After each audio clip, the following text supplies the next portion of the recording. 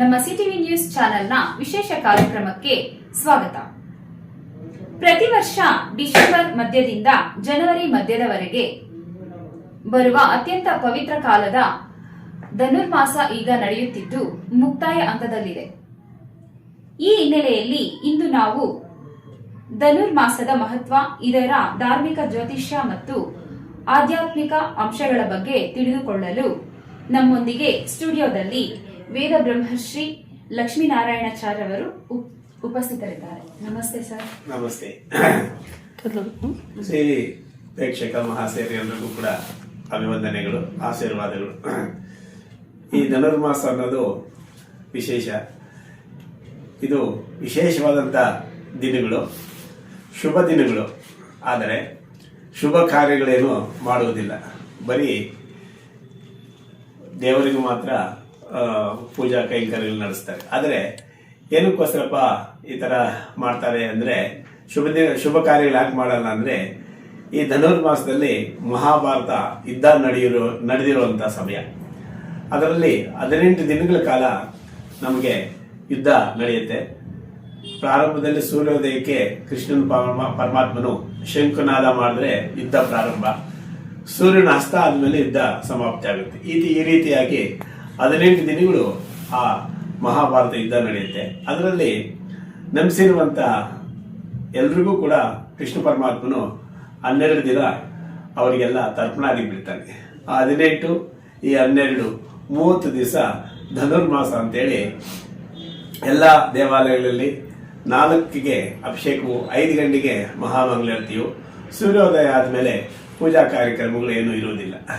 ಅದು ಏನು ವಿಶೇಷ ಅಂದರೆ, ಈ ಯುದ್ಧ ನಡೆದಿರುವಂಥ ಸಮಯಗಳು ಅಂತೇಳಿ ಆ ಸಮಯಕ್ಕೆ ಅಭಿಷೇಕ ಪೂಜಾದಿಗಳೆಲ್ಲ ನೆರವೇರಿಸೋದು ಈ ಧನುರ್ಮಾಸದ ವಿಶೇಷ. ಇದರಲ್ಲಿ ಈ ಧನುರ್ಮಾಸದಲ್ಲಿ ಏನು ವಿಶೇಷ ಅಂದರೆ, ವೈಕುಂಠ ಏಕಾದಶಿ ಈ ಮಾಸದಲ್ಲೇ ಬರೋದು, ಅದು ವಿಶೇಷವಾಗಿರುವಂಥದ್ದು. ಅದಾದ ನಂತರ ನಮಗೆ ಈ ಧನುರ್ಮಾಸದ ಕೊನೆಯ ದಿನದಲ್ಲಿ ನಮಗೆ ಇದು ಸಂಕ್ರಾಂತಿ ಹಬ್ಬ ಬರುತ್ತೆ. ಅದು ಮಕರ ಸಂಕ್ರಮಣವಾಗುತ್ತದೆ. ಇನ್ನು ಮಾತಾಡ್ಬೋದಾ? ಸೊ ಅಲ್ಲಿ ಯುದ್ಧದಲ್ಲಿ ಭೀಷ್ಮಾಚಾರ್ಯರು ಅವರು ಎಲ್ಲರೂ ಸೇರಿ ಈ ಭೀಷ್ಮಾಚಾರ್ಯರಿಗೆ ಮರಣ ಹೊಂದುತ್ತಾರೆ. ಆದರೆ ಅವರು ಭೂಮಿ ಮೇಲೆ ಬೀಳುವಂತಿಲ್ಲ. ಅಲ್ಲಿಗೆ ನಮ್ಮ ಭಗವಂತನು ಸೃಷ್ಟಿ ಮಾಡಿರುವಂತ 14 ಲೋಕದಲ್ಲಿ ಭೀಷ್ಮನೇನಾದ್ರೂ ಆ ಗಂಗಾಪುತ್ರನಾಥ್ನು ಭೂಮಿಗೆ ತೊಗಲಿದ್ರೆ ನಮ್ಮ 13 ಲೋಕನೇ ಇರುತ್ತೆ. 14ನೇ ಲೋಕ ಆದ ಭೂಲೋಕ ಇರೋದಿಲ್ಲ.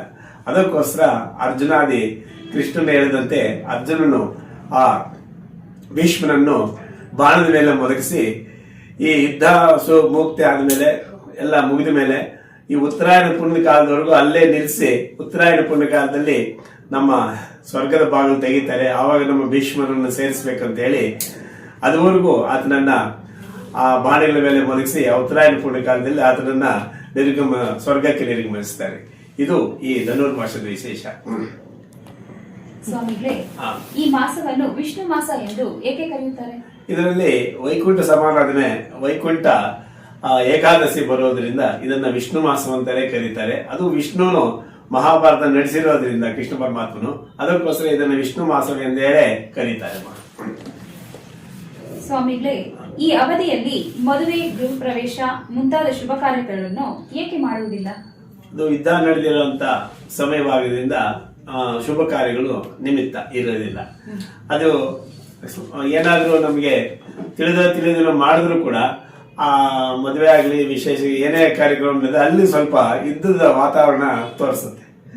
ಮದುವೆದಲ್ಲಿ ಗಲಾಟೆಗಳು ಅವು ಎಲ್ಲ ಅಂತ ಚಾನ್ಸಸ್ ಇರುತ್ತೆ. ಅದಕ್ಕೋಸ್ಕರವಾಗಿ ದೊಡ್ಡವರೆಲ್ಲ ಇದನ್ನ ಯೋಚನೆ ಮಾಡಿ ಈ ಮಾಸದಲ್ಲಿ ಏನು ಶುಭ ಕಾರ್ಯಗಳು ಇರಬಾರದು ಎಂಬ ಉದ್ದೇಶದಿಂದ ಧನುರ್ಮಾಸದಲ್ಲಿ ಶುಭ ಕಾರ್ಯಗಳು ಇರುವುದಿಲ್ಲ.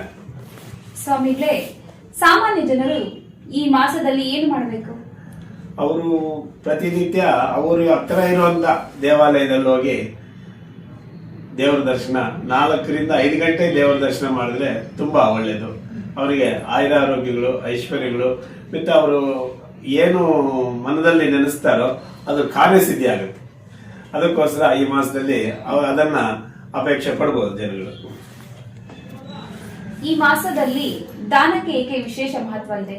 ಅದು ಯುದ್ಧ ನಡೆದಿರುವಂತ ಸಮಯ ಆಗೋದ್ರಿಂದ ಆ ಯುದ್ಧದಲ್ಲಿ ಕರ್ಣ ಕುಂಡಗಳೇ ಅಂದ್ರೆ ಕಿವಿ, ಇದು ಹೃದಯದಲ್ಲಿ ಅಂತ ಅವೆಲ್ಲಾನು ದಾನ ಮಾಡ್ತಾನೆ.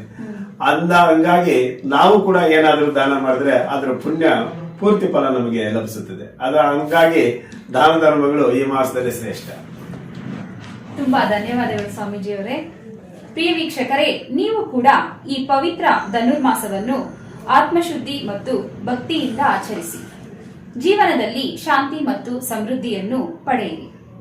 ಇಂದಿನ ವಿಶೇಷ ಕಾರ್ಯಕ್ರಮಕ್ಕೆ ಆಗಮಿಸಿದ ವೇದ ಬ್ರಹ್ಮಶ್ರೀ ಲಕ್ಷ್ಮೀನಾರಾಯಣಾಚಾರ್ಯವರಿಗೆ ನಮ್ಮ ಸಿಟಿವಿ ನ್ಯೂಸ್ ಇಂದ ತುಂಬಾ ಧನ್ಯವಾದಗಳು.